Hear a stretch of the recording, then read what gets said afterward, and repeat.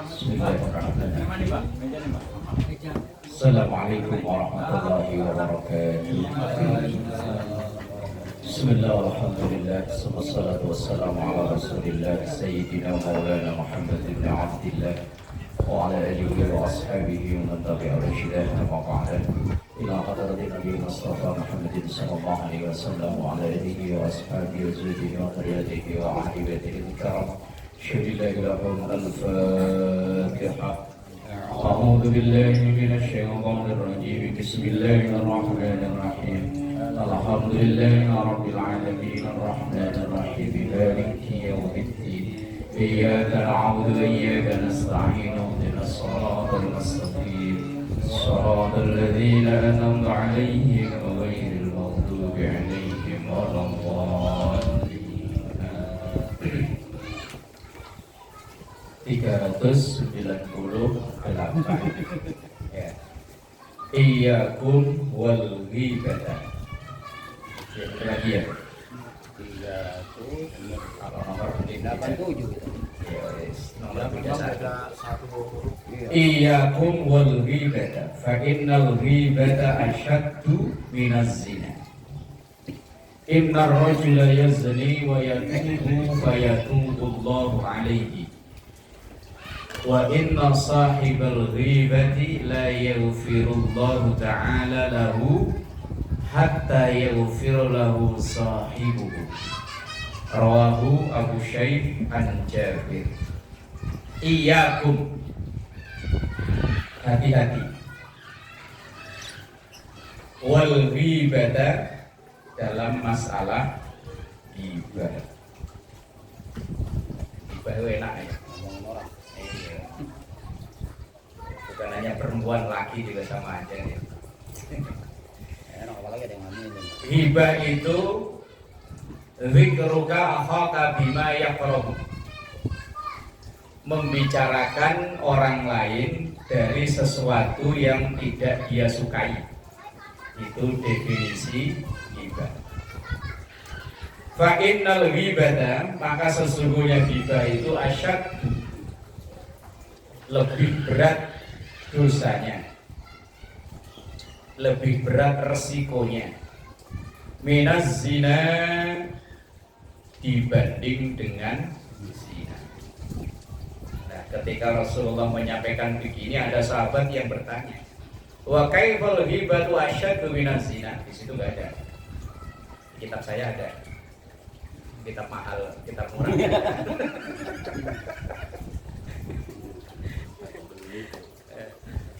Lah para sahabat bertanya, wa kaifal ghibatu asyaddu minaz zina? Loh, kok bisa ghibah itu resikonya lebih besar daripada zina? Wong zina itu termasuk dosa besar. Loh, lah kok ghibah kok ternyata kok lebih bahaya daripada zina? Wal halu anna zina dzanbun kabirun, wong zina itu termasuk dosa besar. Lah, terus gimana itu? Wong zina itu bisa disebabkan dihukum rajam, bisa disebabkan dihukum had. Kan kemarin waktu kita ngaji masalah zina ya, ada zina muhsan, ada zina ghairul muhsan. Zina muhsan itu zina yang pelakunya adalah orang yang pernah menikah dengan sah. Itu hukumannya dirajam, dilempari batu sampai mati. Itu kalau dihukum Islam. Kalau hukum kita ya rapopo, saya kan asal seneng bodoh seneng ya rapopo. Wong LGBT aja banyak yang dukung. Komnas HAM. Komnas HAM itu kadang si malakama. Kemarin saya ada ngobrol sama kayak guru-guru yang semenjak kasus di Sumatera ini, yang guru diketapel matanya buta. Itu dari pihak guru, ya hampir guru lah. Semenjak adanya HAM itu jadi si malakama. Murid mau ditegesin kena pelanggaran HAM, nggak ditegesin murid yo melonjak. Makanya guru makan hati. Makanya sekarang guru pada cuek, bodoh amat, mau pinter mau enggak, bukan anak saya. Yang penting saya gaji turun, laporan beres. Dikerasin wong orang tuanya enggak. Saya sering ketika kadang diundang isi acara, entah perpisahan, entah apa itu, saya sering sampaikan ke wali murid. Kalau ada wali murid kok sampai memperkarakan guru, ya, inget deh anaknya ilmunya nggak bakalan berkah, biarin pinter nanti suatu saat akan durhaka sama orang tua. Itu suatu saat. Kok sampai ke situ ya? Ngopo? Gara-gara gibah ini. Zina kalau zina muhson itu zina yang pelakunya sudah pernah menikah, itu hukumannya dirajam sampai mati. Kalau ghairu muhson itu zina yang pelakunya belum pernah menikah, hukumannya dicambuk 100 kali. Itu pun kalau ada saksi dan bukti. Nah, kalau masuk nunggu saksi ya, misal ya, saksinya kan harus 4 orang itu. Misal Pak Eman yang pertama ngeliat, nyari Tile, nyari Pak Yosep, nyari buat jadi saksi itu buru kelar.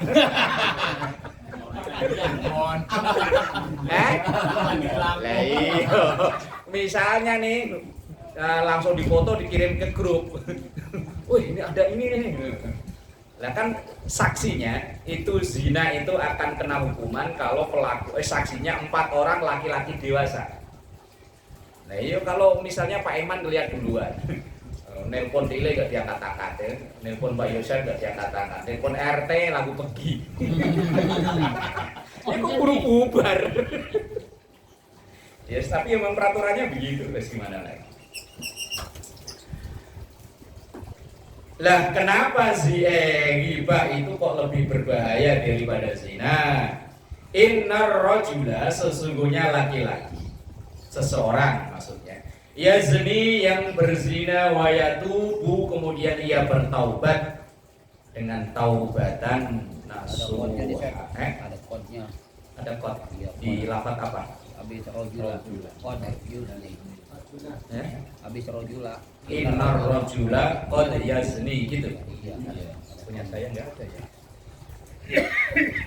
Kita mahal kok kurang.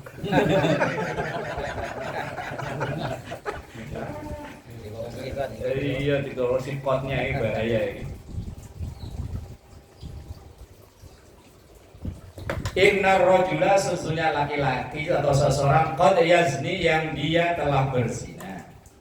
Wa yatubu, dan ia bertaubat, fayatubullahu alaihi,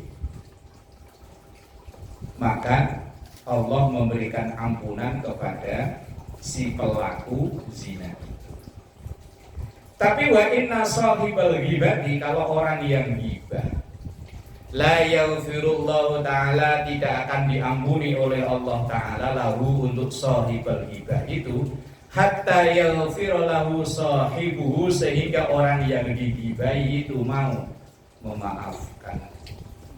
Padahal ya kita kayaknya nggak mungkin ya minta maaf kepada orang yang kita gibahi ya. Misalnya nih saya gibahi Pak Yosef, Pak Kohar, saya gibahi Pak Yosef. Pak Kohar makin lama makin membesar. Lah kan suatu saat kan saya nggak mungkin tiba-tiba datang ke rumah Pak Kohar, mohon maaf Pak Kohar, ada apa Pak Ustaz? Kemarin saya omongin sama Pak Yosef, kan nggak kayaknya ya. Terusin. Aman. Kan kalau Pawar bilang nggak ada yang menyakitkan lagi. Lah definisi zina itu kalau membicarakan sesuatu yang tidak disukai. Tapi kalau yang disukai, yo nggak ghibah namanya. Kalau Pak Kohar diseneng ya diomongnya ya. Ayo berarti kita nggak ghibah Pak ya. Itu sekar-kar. Tunggu. Lah definisi ghibah di syarah hadis ini adalah membicarakan sesuatu yang tidak disukai dari orang yang kita bicarakan itu. Tapi kalau yang kita bicarakan itu dia malah demen, ya bukan ghibah jatuhnya. Ya bukan ghibah kan. Yang dihukumi ghibah itu sesuatu yang tidak disukai. Kalau memang sesuai kenyataan namanya ghibah, kalau nggak sesuai kenyataan namanya fitnah. Ya angel ya. Oh hampir tiap hari kita ini yang ngomongin orang ya. Ya gak apa-apa, masal kadang kita duduk berdua sama istri kayak saya. Ada orang lewat, "Neng, siapa itu?" Si itu tahu tuh. Kata lagi. Lah ya kan biasanya begitu kan ya. Awalnya sih kita berdua ngobrol sama istri gitu kan. Ada yang lewat, "Siapa?" Itu anaknya si itu tuh. kemarin yang nganterin Nmax, sekarang PCX. Besoknya Vario, yang nganterin Grab ya motornya gonta-ganti. Abangnya banyak. Ya Allah. Kadang itu ngomongnya ya pakai kayak-kayaknya. Ada miskinnya. Iya, misalnya itu ya, orang gibah itu kan biasanya itu kan awalnya itu cuma kayaknya, tapi lama-lama itu langsung jadi vonis. Misal umpama, ya, misalnya kayak saya berdua tadi lah sama istri. Nah terus kemudian ada yang datang, kebetulan ini yang datang itu tetangga sebelah rumahnya. Nah, enggak maksudnya begini, itu tadi aneh, dia tahu tuh tiap malam pulangnya malam. Terus tadi pagi saya dengar muntah-muntah, jangan-jangan hamil. Pertama ada kata-kata jangan-jangan hamil. Lah kemudian kok datang orang lain lagi kata jangan-jangan itu udah hilang. Kayaknya si anaknya si itu hamil. Loh, kata jangan-jangan hilang. Loh, lama-lama kan jadi fitnah, jadi apa sih ini rahasia umum ya. Jangan bilang-bilang. Saya ke Pak Haji ngomong begitu, jangan bilang-bilang. Pak Haji ke Pak Adik, jangan bilang-bilang. Kayaknya tahu semua. Ya itu ya memang problem masyarakat ya begitu ya. Nah, iya, kalau pengen bebas dari ini ya hidup sendiri di tengah hutan. Gua aja yang lagi tahu nih. Rahasianya cuma lu doang nih. Aduh, ya Allah. Wa inna sahibal ghibati la yaghfirullahu ta'ala lahu hatta yaghfira lahu sahibuhu. Maka sesungguhnya orang yang menggibah itu tidak akan diampuni oleh Allah sebelum orang yang digibahi itu memaafkan. Maka ada hadis yang biasanya ini disampaikan atau dibacakan saat-saat acara halal bihalal. Ketika itu Rasulullah kan ngomong ke para sahabat, atadruna manil muflis. Sahabat-sahabatku, tahu nggak orang yang muflis? Muflis itu artinya bangkrut. Nah, sahabat ngomongnya ya al muflisuhuna. Muflis yang masuk sini kata sahabat, yauman la dirhamalahu wala mata, orang yang nggak punya duit, tidak punya harta benda. Nah, kemudian Rasulullah menjawab, yang saya maksud bukan itu. Muflis di sini yang saya maksud adalah nanti di akhirat itu ada orang yang dengan bangganya membawa pahala sholat, pahala zakat, pahala puasa, macam-macam lah. Tetapi satu sisi ia rajin memuji sang Khalik, tapi satu sisi rajin maki-maki, rajin gibai makhluk. Sama Allah hubungannya baik, tapi sesama kita ini tidak baik. Nah, kemudian ketika di akhirat nanti orang yang kita dolimi dalam tanda kutip itu di dunianya dia nggak tahu dan dia bisa balas, maka di akhirat baru nuntut. Dan nuntut ya pahala kita sholat diambil, pahala puasa diambil, pahala zakat diambil. Nah, itulah orang yang muflis. Maka diijtihadi oleh para ulama-ulama dulu lah setelah Idul Fitri agar orang-orang itu tidak terjadi muflis, diadakanlah halal bihalal, saling menghalalkan. Kalau orang kampung saya malah gampang, kalau ketemu kan klakson pinggir jalan aja, kosong-kosong ya. Woi, kosong-kosong. Ya. Udah tahu maksudnya saling memaafkan. Ya, kalau zaman saya kecil dulu, wah lama banget. Mbak ngaturaken kalau hutan pulau ingkang sampun-sampun ing dinten riyadi menika. Nggih, Mbak. Sami-sami. Tapi bahasanya panjang, runtut lama Pak Yosen nggak ngerti. Nah, kalau sekarang lah praktis ketemu di jalan kelasan titik kosong-kosong. Yo, kadang kalau ada yang pakai bu, yo bu. Tahu apa maksudnya? Perlu jadi gitu ya Pak Eko. Ayo podo.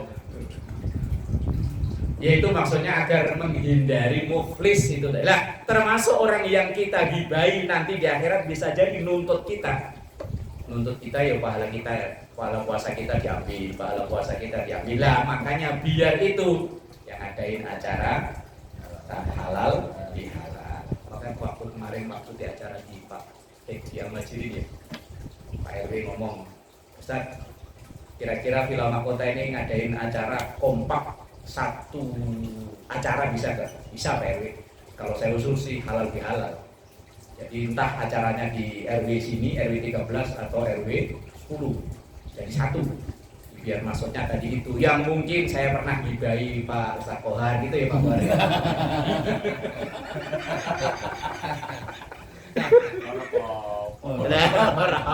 Nah kali yang digibahi Pak Ustaz Kohar sih enjoy aja lah iya.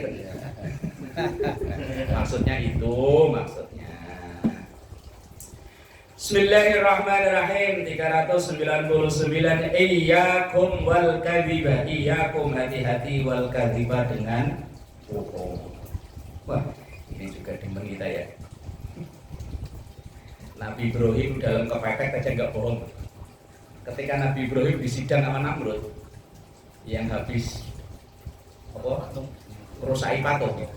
Itu ketika ditanya sama Namrud kan jawabannya tetap jujur tapi diplomatis.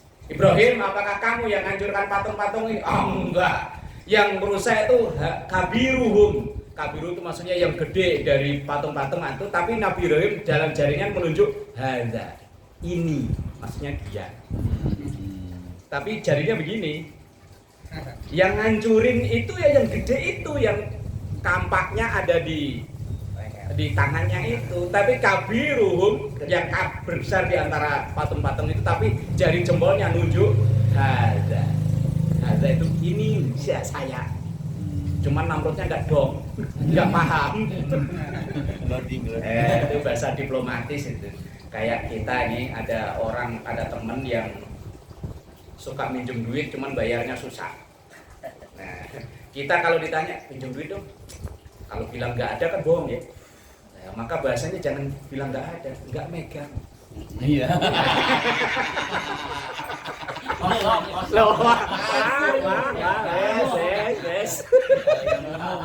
Pak Yoko dapat ilmu baru. Pas. Iya. Kalau bilang, aduh nggak punya, bohong. Tapi kalau nggak megang, bener kan nggak megang? Nggak megang. Aduh mohon maaf, nggak megang. Pegang dulu Pak. Tapi kalau yang pinjem itu yang ngutang pinter, tapi di rumah ada kan?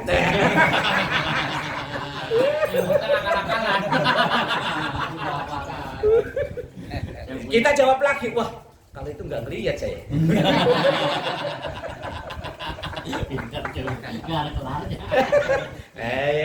Itu dalam rangka ngindari supaya nggak bohong. Dan kita kan seringnya pinjam duit, waduh, nggak ada. Padahal ini kantong ada, di ATM ada, di rumah ada, di cepitan sepatu ya ada. Peci juga ada. Peci ada. Yang merah biasanya. Di baju lipatan ada, di salon ada. Apa itu? Kan nggak megang. Fa innal kadhiba, karena sesungguhnya kebohongan itu mujanibun, berlawanan lil imani, dengan keimanan. Tetapi waqad yubahul kadhib, ada bohong yang dibolehkan. Di situ nggak ada, sini ada. La yahillul kadhibu illa fi salasin halal. Bohong itu nggak boleh kecuali dalam 3 hal. Ada bohong tapi yang boleh dulu. Satu, bohongnya seorang laki-laki terhadap istrinya. Nah, kalau dilanjuti bahaya. Nah, enggak. Enggak dilanjuti, di kitab itu juga enggak ada kan.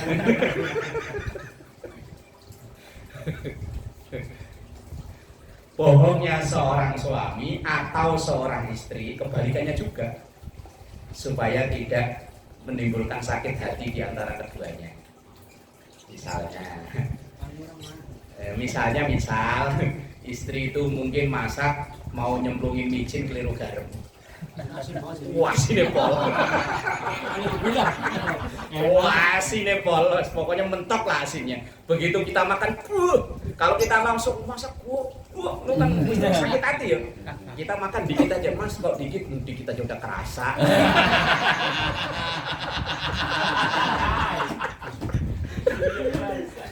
Iya kan? Nah iya, dalam rangka menghindari supaya enggak nggak sakit hati.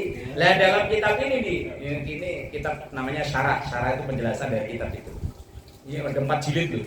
Itu cuma segitu jadinya itu 4 kali gini. Itu loh yang warnanya ini loh. Jadi 4 itu. Itu cuma 35.000 itu 400.000.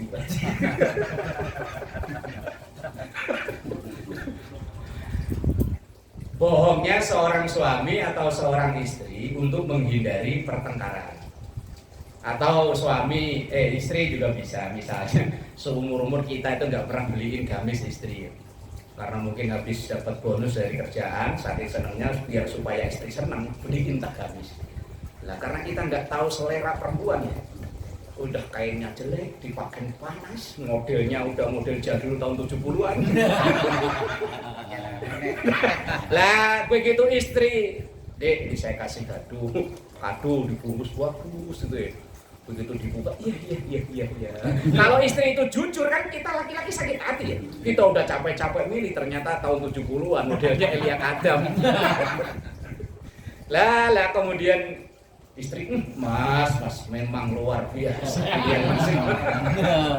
Kan nyuci dipakai, masak dipakai, tidur dipakai. Kok dipakai terus? Iya saya dapat senengnya. Padahal supaya cepet rusak.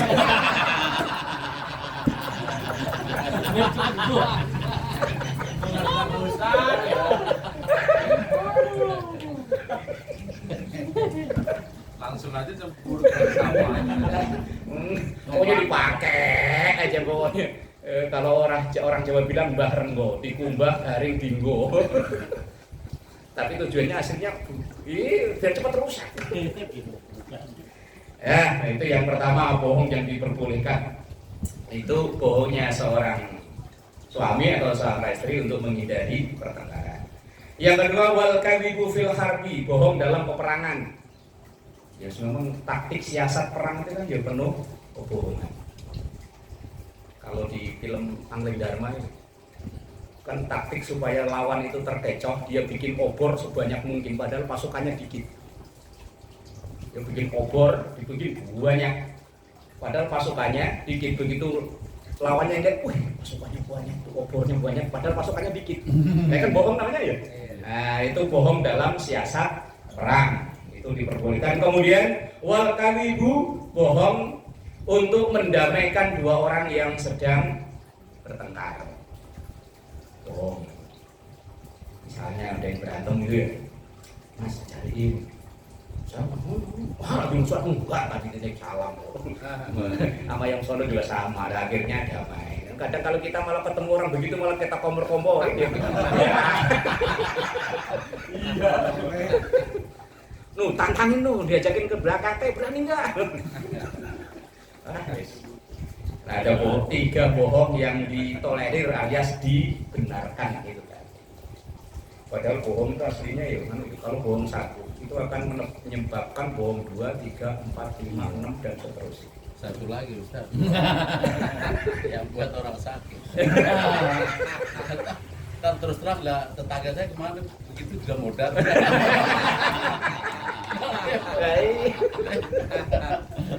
Tunggu bersukit. Iya. Hati-hati Oh, enggak apa-apa penyakit gini mah cepet. Cepat aja.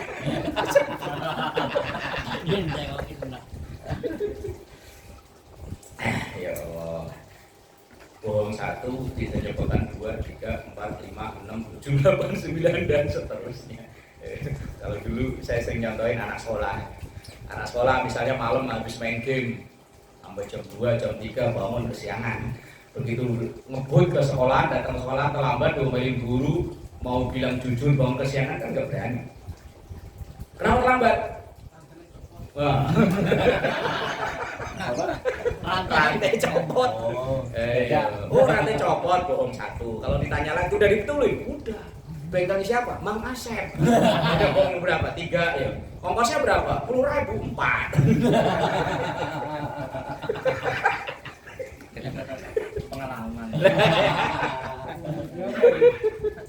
Ya kalau suami begitu, biasanya pulang kerja itu jam 8 dan nyampe rumah. Lah ini kok tiba-tiba setengah 1 baru pulang. mau bilang nongkrong dulu, apalagi nongkrong yang lampunya biar pet kan gitu ya. Iya akhirnya kok pulang jam segini mas, iya lembur. Bom satu ya udah ya, bom lembur. Banyak kerjaan banyak. Siapa jadi lembur banyak? Satu tim lah lembur semua. Bom satu bisa bom 2, 3, 4, 5, 6 dan seterusnya. Rawahu Ahmad, hadis riwayat Ahmad. Bahkan ada satu riwayat ketika ada seorang sahabat yang ahli maksiat, pokoknya mau limo itu dijalani semua. Mabuk dia, zina dia, main dia. Ketika datang kepada Rasul, ya Rasul saya pengen tobat, cuman kalau berhenti mabuk belum bisa, berhenti zina belum bisa, berhenti main judi belum bisa. Nah terus gimana ya Rasul?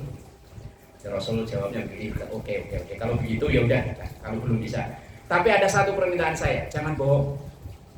Oh saya apa ya Rasul, enteng itu lah. Nah, udah besoknya dia habis main perempuan pulang, ditanyain sama istrinya, Mas dari mana? Udah kadung janji sama Rasul nggak bohong padahal dia. Iya kan? Udah kadung janji, wah mau bohong, udah kadung janji sama Rasul nggak bohong. Akhirnya dia jujur, habis main perempuan berantem. Nah besoknya habis gajian, mau udah kecanduan main judi. Begitu ngulang kalah, ditanya sama istri, kok baru pulang mas? Dia ingat, saya kan janji sama Rasul nggak boleh. Akhirnya bilang jujur, main judi udah berantem. Lama-lama berhenti, gara-gara hanya satu itu cerdasnya Rasulullah. Tapi kalau kita sekarang digituin tetap aja ya. Tambah banyak. Lagi kentang nih. Ya Allah. Bismillahirrahmanirrahim. Hadis nomor 400 pas. Di situ 39 ya. 3 nomor ya. Iyyakum wazzina, hati-hati dengan perbuatan zina. Fa inna fihi arba'a khisalin, karena sungguhnya dalam zina itu ada 4 bahaya. Yang pertama yudhibul baha'a anil wajhi. Yudhibu menghilangkan al-baha'a kewibawaan, aura kewibawaan anil wajhi dari wajah.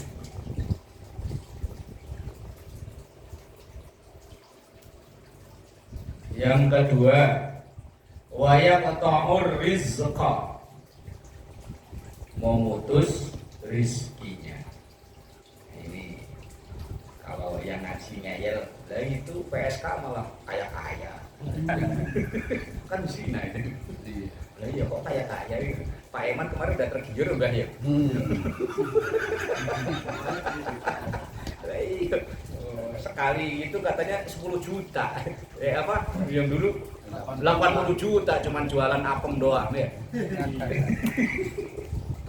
Nah itu duitnya banyak. Maksudnya di sini adalah memutus yuqalliluhu wa yanqusu barakatuhu, memutus keberkahannya. Mungkin duitnya banyak tetapi keberkahannya tidak ada. Berkah itu apa? Oh berkah itu. Berkah itu apa berkah? Kalau berkat mah paham kita ya. Asal udah ditenteng Mbak Slamet baca selawat, nah itu berkat. Ziyadatul khair alal khair atau kullu ma, kalau dalam definisi dari Imam Ibnu Rajab itu kullu ma yazidukum fi ta'atillahi ta'ala. Jadi disebut dengan berkah. Berkah itu sesuatu yang bisa menambah kita ini menjadi lebih baik. Itu disebut berkah. Ya berkah itu enggak selamanya dengan duit makin banyak, ya belum tentu. Lah kalau ukuran berkah duitnya banyak, koron paling berkah hidupnya. Koron itu orang kaya fenomenal. Orang bikin pondasi nemu emas, bilangnya harta karun. Padahal harta koron itu tenggelamnya di Mesir lah, kok bisa sampai pisang batu yang bodoh siapa? Nah iya, misalnya lo lagi gali pondasi kok nemu duit yang duit dulu atau emas, bilangnya Harta karun kan, korun itu orang kaya paling fenomenal. Kunci berangkasnya aja dibawa beberapa ekor keledai buat gotong kunci berangkas. Itu baru kunci berangkasnya, bukan isinya. Nggak tahu kalau kuncinya doang enggak ya, masa kuncinya doang. Nah itu berkah. Yang dimaksud di sini adalah wayak ta'ur rizqa, memutus keberkahan rizkinya. Kemudian yang ketiga wayushitur rahman, mendatangkan kemurkaan Allah. Wayujibul khuluda finnar, dan menyebabkan kekekalan finnar, di dalam neraka. Empat bahayanya zina. Yang dimaksud ini zina-zina yang zina kubro ya, bukan zina subro. Kalau zina subro mah kita ya tiap hari. Mana bisa lewat kita sekarang dari perbuatan itu ya. Kalau mendem di kamar sih bisa. Nah kalau begitu keluar rumah, ya Pak Ustadz ya. Nah di kamar malah nonton HP. Pertama Pak benar-benar. Lama-lama, apalagi linknya udah dikasih ke Pak Yosef ya. Apa itu? Linknya udah dikasih ke Pak Yosef. Kagak bisa lolos dari ranjau. Iya, wes. Zaman sekarang angel zaman sekarang dalam rumah ada fasilitas zina, di luar yo apalagi, tapi yang dimaksud ini bukan zina itu, zina kubro, zina yang itulah, mosok harus digambar sih kan enggak ya.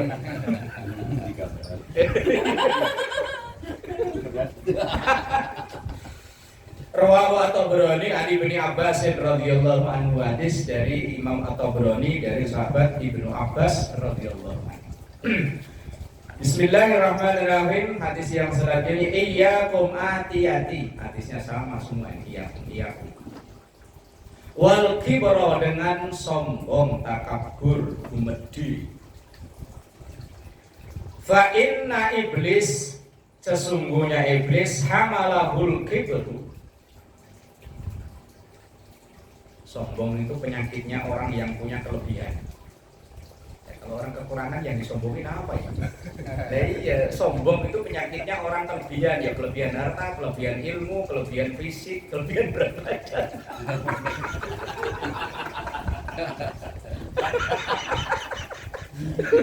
Natapnya ke depan. Ya, syukurlah masih disebut-sebut. Saya nggak nyebut nama loh, nggak nyebut merek, nggak apa-apa, nggak nyebut merek. Berarti mau ngomong menamaikan ini. Satunya nggak ada sih hotel. Yang satunya nggak ada. Siapa? Adek. Ya sombong itu kan penyakitnya orang punya kelebihan. Kalau kekurangan apa yang disombongin? Ya goblok kok sombong itu sombongin. Penyakitnya orang kaya, penyakitnya orang pinter, penyakitnya orang ganteng ya sombong. Fa inna iblis, sesungguhnya iblis itu hamalahul kibru, mendorong kepada kesombongan. Ala alla yasjuda li Adam, dengan tidak mau tunduk, tidak mau hormat kepada Nabi Adam, karena iblis merasa lebih senior, lebih dulu diciptakan daripada Adam. Ketika disuruh sujud ya dia ngelesnya, ana khairum minhu khalaqtani min nar wa khalaqtahu min tin. Saya kan lebih baik dari Nabi Adam. Wong saya diciptakan dari api, sementara Adam dari tanah. Kalau bahasa sekarang, loh saya kan lebih senior di sini. Yang duluan di sini siapa? Kan saya. Itu yang bangun monumen siapa? Itu siapa? Saya. Mosok saya suruh sowan ke rumahnya? Oh, enggak. Iblisnya begitu. Merasa dia senior. Ya lebih pinter, lebih senior. Masa suruh bikin kopi senior, junior. Lulus Herman. Ada nih. Itu iblis itu begitu, merasa lebih senior. Akhirnya gitu iblis. Wa iyyakum wal hirsa, dan hati-hati dengan al hirsa, serakah. Serakah sama semangat kan bedanya tidak tahu ya. Tipis. Pelit sama hemat itu kan bedanya tipis gitu. Serakah sama semangat. Fa inna Adam, karena sesungguhnya Adam itu hamalahul hirsu, terdorong untuk terdorong melakukan kesalahan itu karena al hirsu, serakah. Ala an akala minasyajarati, untuk memakan buah pohon dari buah khuldi. Disuruh dipersilahkan menikmati segala apa saja yang ada di surga, tapi wala taqrabu hadhihi syajarata fatakuna minadh-dhalimin. Justru malah yang dilarang itu yang bikin penasaran. Lah iya kan ya? Lah ya kalau yang nggak dilarang itu wah biasa. Lah Nabi Adam tuh ya asalnya begitu ya. Memang kita itu keturunan Nabi Adam, maka ya karakternya ya nggak beda jauh ya. Kalau yang udah halal itu nggak penasaran. Yang nggak halal malah bikin penasaran. Yang ditutup-tutup, yang ini malah diuber. Lah iya. Buah yang lain banyak loh, yang haram, yang nggak boleh malah ngintip. Yang halal aja banyak, ngintip yang haram. Di rumah bini ada halal thayyibah, mau diapain kayak ya. Iya. Kalau dalam Quran kan membahasakan nisaukum harsul lakum fa'tu harsakum annasyitu. Istrimu itu bagaikan sawah ladamu, silahkan cangkul dari mana saja terserah. Mau mau dari atas, dari bawah, dari kanan, dari kiri, halal. Loh, kadang nama istri ngomong seperlunya, giliran nama orang kok so nak nih. Di warung kopi itu bisa betah berjam-jam loh. Ya, padahal di situ ya bayar loh, kopi di rumah gratis loh.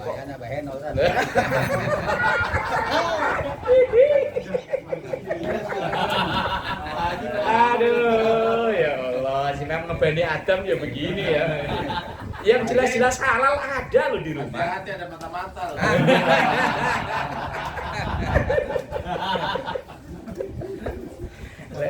Ya Nabi Adam itu yang jelas-jelas halal banyak, cuma satu yang dilarang. Bokul itu. Iya, bokul itu.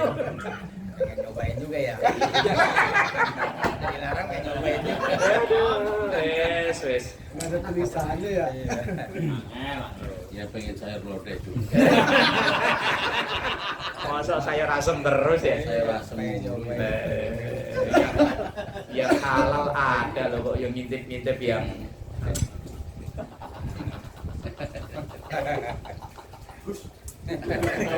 iya memang itu sih ada campur tangan iblis ya. Dalam Quran kan fawaswasa ilaihi syaitan qala ya Adam, dikasih was-was sama setan. Kalau iblis itu kan apa namanya? Ketika dia sombong itu kan diusir. Ketika sebelum diusir itu kan bikin MOU dulu kan sama Allah kan. Ya Allah, saya siap diusir, tapi saya minta beberapa permintaan. Pertama, minta panjang umur. Berarti orang doa minta panjang umur itu sanatnya kayak iblis. Lalu iblis itu minta doa panjang umur. Doa yang pertama diminta iblis itu sama Allah, oke, saya setujui. Enggak mati-mati sampai kiamat. Mak lampir biar dicambuk tanaman rasuli ya, enggak mati-mati.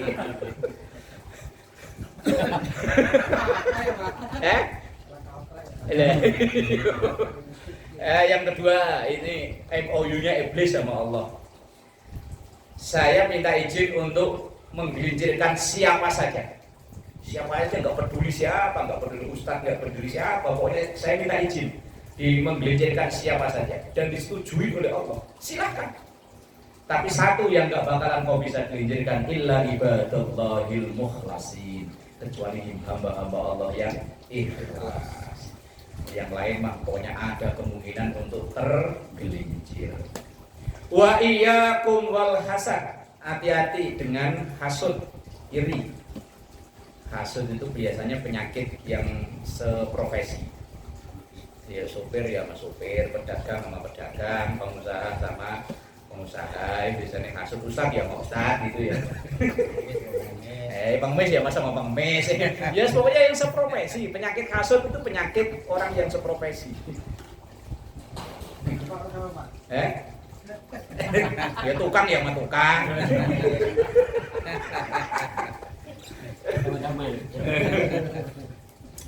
Fa inna benai Adam, karena sesungguhnya dua putra Nabi Adam, Qabil dan Habil. Innama qatala ahaduhuma sahibahu hasadan. Sesungguhnya saling membunuh, Qabil membunuh Habil itu kan ya awalnya didasari karena hasud. Karena kan Nabi Adam itu kan apa namanya? Punya anak, itu kan apa? Kawin silang. Enggak, setiap lahir itu kan dua. Nah, Qabil itu yang barengannya, ini kan cakep. Karena Qabil yang ganteng. Nah, tapi sama Nabi Adam dikawinin ke yang gandengannya Habil. Lah, Habil sementara yang enggak begitu ganteng. Lah Qabilnya ya, wah, saya ganteng masuk dapat bini. Akhirnya ya nyari cara saudaranya Habil dibunuh karena hasud. Fahunna, maka tiga hal itu maksudnya itu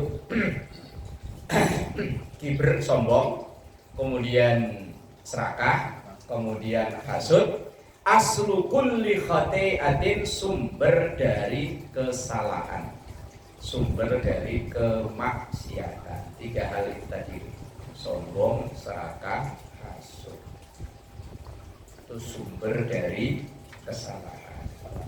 Sombong menyebabkan iblis terusir dari surga. Serakah menyebabkan Nabi Adam juga terusir dari surga.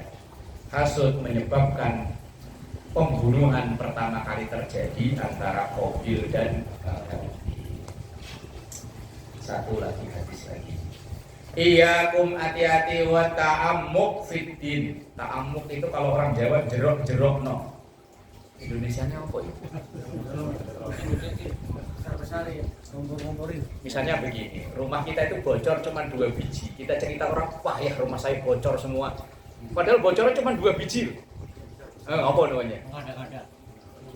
Gede-gede no. Apa itu? Membesar-besarkan. Apa itu bahasanya Pak Yos? Ya misalnya kan misal kita punya motor, aslinya rusaknya cuman di rem atau di apa, kita cerita orang motor yang itu cuman parah udah rusak, hancur. Padahal cuma remnya doang kita bilang hancur. Kalau hancur itu ya remek, kemek. Lah itu namanya ta'amuk. Oh itu ya? Membesar-besarkan ya. Ya, yang nggak boleh ini artinya fiddin, dalam urusan agama. Nggak usah berlebihan dalam urusan agama. Maksudnya ta'amuk itu berlebihan. Ya sederhana saja, semampu-mampunya kita, nggak usah memaksakan diri. Itu kalau dalam kitab Riyadhus Shalihin itu ada satu bab khusus namanya al-iqtisad fil ibadah. Artinya iqtisad itu sederhana. Fil ibadah di dalam ibadah. Itu ada seorang sahabat namanya Abu Darda. Abu Darda itu yaitu pokoknya hari-harinya itu kalau siang dihabisin buat puasa, terus kalau malam buat tahajud. Lah sampai-sampai istrinya itu karena udah merasa nggak dibutuhin sama lakinya, wes nggak pernah dandan, nggak pernah apa, wes pakaiannya amburadul ya, nganggo daster sobek-sobek, pakai peniti kanan kiri, koyok sini gini, wah wes gua dibelunyu sama autan. Lah satu hari Abu Darda ini kan dipersaudarakan oleh Rasulullah dengan Salman Al-Farisi. Ketika Salman Al-Farisi berkunjung ke rumahnya Abu Darda, ini riwayat ada dalam kitab Riyadhus Shalihin. Berkunjung ke rumahnya Abu Darda, melihat istrinya Abu Darda kayak begitu tuh, yang dandannya kayak mak rampir. Kayak garangan anyang-anyangan dengan popo itu. Wes pokoknya welek-elek buka lah pol welek. Lah ditanya, Mbak sampeyan ini masih punya suami kok kayak begini? Dan jawabannya Nyonya Dardak tadi bilang, lah mas saya ini nggak pernah ditoel-toel sama laki saya. Lah terus Mas Dardak kemana? Apa kalau siang puasa mulu, kalau malam tahajud mulu? Padahal saya udah mau, nggak ditoel-toel. Lah ngapain saya dandan? Wah, begitu diceritain begitu, Salman Al Farisi yo nasehatin, Dardak, istrimu itu masih muda, yo masih butuh di gitu loh maksudnya. Lo kok kamu anggurin, malam kok sholat, siang istrimu juga masih butuh nafkah, anakmu butuh nafkah, lo kamu kok puasa. Dan terus Abu Darda bilang, wuh ini jalan yang saya tempuh, ini ibadah mendekat pada Allah, dilaporin sama Rasulullah. Akhirnya yang dimaki-maki sama Rasul siapa? Abu Darda. Abu Darda malah diomel-omeli, kamu ini zolim, tidak menempatkan sesuai dengan porsinya. Nah, nggak usah nemen-nemen berlebihan, nggak usah ta'amuk itu tadi berlebihan. Wes saatnya ibadah ya ibadah, saatnya kerja ya kerja, saatnya kumpul istri ya kumpul istri. Wong dalam istrimu ada haknya, dalam dirimu dalam Tuhanmu artinya ibadah ya ada haknya, dalam keluargamu maksudnya anak-anak ya butuh nafkah, dalam dirimu sendiri ya butuh ada hak, artinya butuh untuk tidur, butuh untuk makan. Lah ini kok puasa terus kalau siang malam tahajud terus, kapan kamu tidur? Malah diomeli sama Rasul. Ada cerita lagi Ubay bin Ka'ab kalau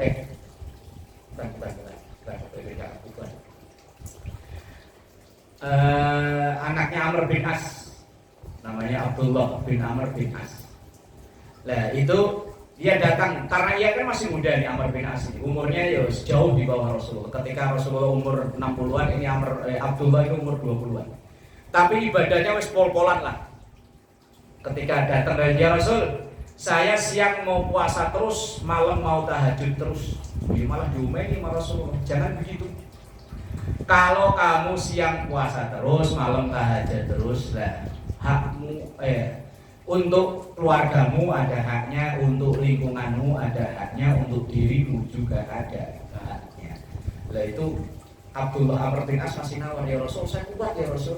Di zaman kita ya, kalau kita tuh kalau bisa kan nawar dikurangi, kalau ini malah nawar minta ditambahi. Kalau kita kan bisa kosor enggak? Baru jalan sini ke Pulau Jahe minta kosor. Nah, kalau ke Depok itu mungkin bisa, mungkin. Siapa ya, Mas? Mungkin loh, saya belum pernah ngukur berapa meter. Kan minimal 80 km baru boleh kosor. Ada belum ke Depok? Belum ya? Wah, nggak boleh Pak Iman, nggak boleh. Bogor. Nggak boleh, kecuali kalau Depok Jogja kan ya bisa. Lah di zaman Rasul itu justru malah minta tambah, nawarnya nambah. Kalau sekarang ya nawarnya kurang. Nah, ta'amuk itu maksudnya ta'amuk itu yaitu Rasulullah itu malah larang kita ini berlebih-lebihan dalam hal ibadah. Dalam hal ibadah dan boleh berlebih-lebihan, apalagi yang bukan ibadah. Lagian kalau berlebihan nggak enak ya Pak Sari ya. Ya kan ya, nggak enak kan ya. Enak itu kalau pas. Sop 3 enak Pak Ji ya. Enak kalau cuma semangkok. Coba 3 mangkok. Mangkok yang kedua udah nggak enak. Pak Yos itu mancing demen, coba seminggu suruh mancing terus. Pokoknya nggak boleh bangun-bangun dari tempat pancingan lah. Udah nggak enak. Main catur enak kalau sampai jam 10, coba sampai jam 2. Udah gelisah aja. Teleponin mulu. Bisa guna jalannya lurus. Iya kum wa ta'amuk fitin, hati-hati, nggak boleh berlebihan. Jerok no kalau orang Jawa bilang, membesar-besarkan, berlebih-lebihan fitin dalam urusan. Insya Allah sambung pertemuan berikutnya. Wallahu a'lam bishawab.